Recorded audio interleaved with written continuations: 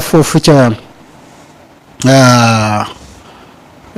Alibaba mu ngi am na nag délégation bu takku nag moo xamante ni dans la délégation mais évidemment il y a le ministre de la communication des télécommunications et de l'économie numérique tey dans le match en matière de New Deal technologique li nga xamante ni moom la Alibaba réussir dans le monde et puis Alibaba c'est récent et ñun bu ñu fa demee on nous a présenté les 3 à 4 amis yi nga xamante ni ñoom ñoo nekkoon dans le projet ba finalement les 2 à un moment donné dem defi leneen après keneen ki jékki ba mu des kenn ki et wallahi quand j'ai vu le PDG je me disais non c'est pas possible c'est-à-dire bu ngeen daje woon fii muy dox mën ngaa am dara sax mën nga ko peut-être yéene ko jox tellement il est modeste mais comment est-ce qu'il a réussi ak lan le gouvernement chinoise wala lan la état wu la république chinoise def ba nga xamante ni jox nañ ko donc cette puissance là mooy la stratégie d'un chinois c'est très simple parce qu'un entrepreneur chinois saay kenn mënul ko concurrencer fenn nag ci àdduna bi ba biir New York dañ fa am seen ko ñu bopp ñu tuddee ko Chinatown seen lépp compliqué chinois. Alors dans toutes les entreprises yi ëpp doole ci monde bi mais ñoom ñoo yor contrôle bi parce que liggéey bi nga xamante ni moom la ñu nekk di def et quand tu es entrepreneur chinois nga identifier sa marché sa projet de lii ñu xam ne yow amoo capacité wu financer projet boobu noonu mais l'État t'accompagne am solo mu financer la moo tax les Chinois dans les pays yi nga xamante ni moom la ñu nekk mais très rapidement ils vont tout acheter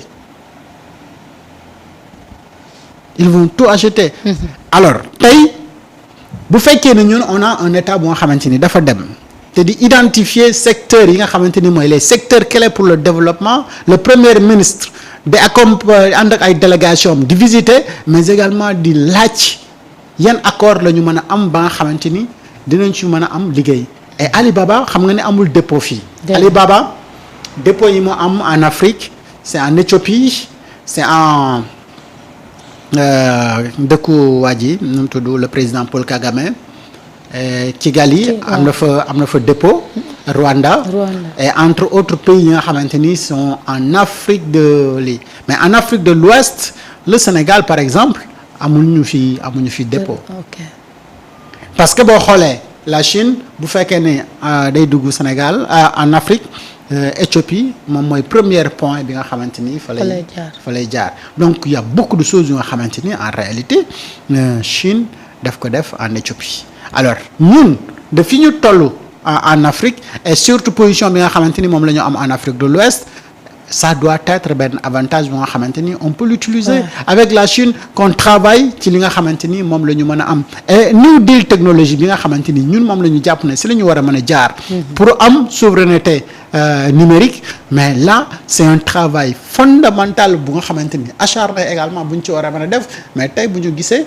le premier ministre en compagnie avec son ministre ñu dem Alibaba pour s'inspirer d'un modèle mais également xool en partenariat avec Alibaba qu'est-ce qu'on peut faire pour développer également dans ce secteur de la technologie yenn ay niche yu nga xamante ni dinañ ko mën a exploiter surtout dans le commerce mais dans un commerce bu nga xamante ni formel c'est vrai qu'au Sénégal on utilise l'internet pour faire de suñu commerce mais commerce la yu nga xamante ni liwul en 2019 déjà man on m'avait déjà présenté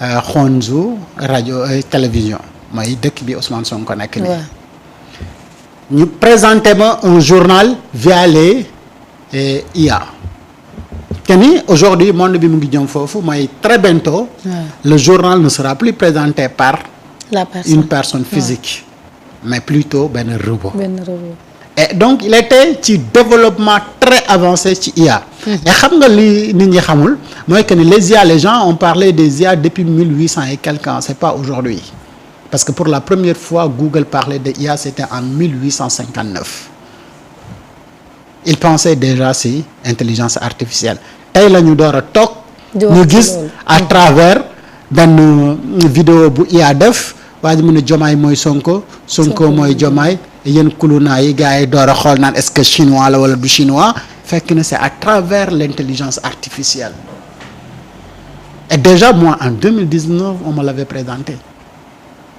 te loolu c'était en Chine également aujourd'hui dëkk boobu noonu foofee ñu ma ko présenté woon fële le premier ministre dem doon lijjanti naka la ñuy def ak le New Deal technologie ba nga xamante ni dans ce secteur là non seulement de la technologie noonu la ñuy def ba nga xamante ni Sénégal dina ci am benn avancée am benn souveraineté mais également qu'on soit indépendant et que ñu exploiter ko ci sens bi nga xamante ni moom mooy gën pour ñun non seulement pour le pays mais également pour ñi nga xamante ni ñoo dëkk ci réew mi mais ñun Sénégal ajaratu internet amuñu ci benn discipline. déedéet. on est très indiscipliné sur internet. waaw loolu da dëgg la. xam nga loolu lan moo koy waral. mais que amuñu benn souveraineté amuñu benn contrôle ci li nga xamante ni moom mooy am sur internet. très souvent dama doon tooñ gaañe ne dañoo nekk ci jamonoy internet mu mel nii suñu yeggee ci extranet fu ñu jëm. nit ñi de kon di nga gis loo xamante ni mosoo ko gis. alors bala ñoo yegg nag ci extranet ñun nañu am benn souveraineté numérique d'abord. et souveraineté numérique boobu pour ñu am ko les multinationales comme Alibaba comme yeneen maison yi nekk foofu même dans le secteur du cinéma. mais xam nga ne la Chine est très en avance ak yeneen dëkk yi nga xamante ni ñoom ñoo nekk dans le monde et aujourd'hui au Sénégal en termes de cinéma mais yaa ngi gis ne nit ñi ñuy commencer dugg cinéma. Est-ce que ce que nous faisons c'est du cinéma est-ce que c'est de la production qu'est-ce qu'il nous faut réellement man je pense qu'en partenariat avec la Chine on pourrait régler beaucoup de questions ci côté boobu noonu jëm ci wàllu production non seulement production de qualité mais multiplier la qualité de la production mais ak la quantité également de la production mais fexe également ba cette production là mu nekk production bu accrocheur bu dynamique bu percutant mais bu nga xamante ni captivant également. waaw lu am solo. et à travers donc nos films mais ñu gis si lu am njëriñ mais regardons les films chinois ni nga xamante ni moom la ñu ko mën a jaayee un peu partout dans le monde da nga mos a seetaan benn film chinois ba nga gis ñaar ñuy fonante. moog Indo dañoo yem. wax leen ma rek yéen ñi may seetaan. bu dee man ko moog Indo dañoo yem. dool ko gis et pourtant le film est plein de sens. bëri éducation. et ñun on vient à peine di jéem a dugg ci production cinéma. ku gën a ñàkk kersa nga ni kii waral. maîtresse d'un homme marié si néegu waa ji marié ji lay faral. le lendemain gars yi di ko xool heurter conscience ñëpp mais comment ça naka nga mën a ñëw tëdd ci lalu jabaru jàmbur fanaan fa qu'est-ce que tu veux nous dire. que ni loolu moo am waaw. voilà beneen secteur bu nga xamante ni li mu mën a indi ci ay opportunité dafa bëri mais bu fekkee ni da nga ko war a def da nga war a. am mindset bu dëgër waaw. am mindset bu baax heureusement pour ñun ñi fi nekkoon doon tibb milliards Sénégal yi ci domaine bu ñu ko mën a amee. mais ñooñu nekkatuñu fii donc ñi fi nekk mooy ñi nga xamante ni jàpp naa ni am nañu capacité bi am nañu volonté bi am nañu honnêteté bi te ñett yii manqué woon ci ñee moo nekk si ñii. moo tax ñii di négocier nii du bokk ak ñee lañ daan négocier na le. waaw ndax bii dañ la koy war ni ko bécc ci penc mi. ñee nag dañ la koy nëbb 100 la 100 la bu ñu ne la 2 la 2 la. ñii bu ñu ne la 3 la ñu leen nag ñoo la doon wax 1000 la nga jot 1 ak moitié. wala ñoom rek ñoo ñu yóbbu fi ñu ne. te ñun Sénégal waroon nañ dépasser fii. li ñu tardé fa bëri de. li ñu tardé moo bëri ñëpp ñu raw. li ñu tardé fa bëri. ñu jël suñuy alal caxatee. jël suñuy doom yàq.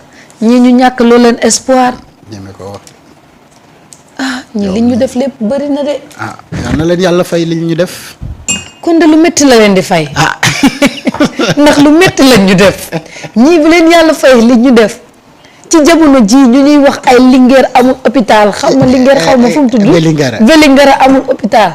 nit ñi di accoucher si ñu leen di yóbbu di ñu mën a ñàkk seen bakkan ñàkk seeni doom pendant ce temps ñu am lépp ressources yi mu war ay nit ni ñoom rek ñooy tekki ñeneen ñi duñ tekki. Vélingara sax tari na parce que am na poste de santé. mais poste de santé bu taxul ñuy wax poste de santé. ñoom centre de santé sax la ñu am. mais am na ñu nga xamante ni amuñu case de santé. Marieta. et on est dans un pays bu tuuti. gis nga liñ fi wax yépp ci ay opportunité tey soo doon lim opportunité yi nga xamante ni moom la Sénégal am mën nga fi yàgg torop. am nañu phosphate. waaw am nañu or. am nañu or. am nañu pétrole. am nañu gaz. am nañu zircon. am nañu fer. am nañu ciment. d'accord. li ñu am ak bëri. li ñu am bëri na de. te mënuñu cee gis. maître Moussa Diop sax nee na ñu am nañu jama. moom fa la ko gisee.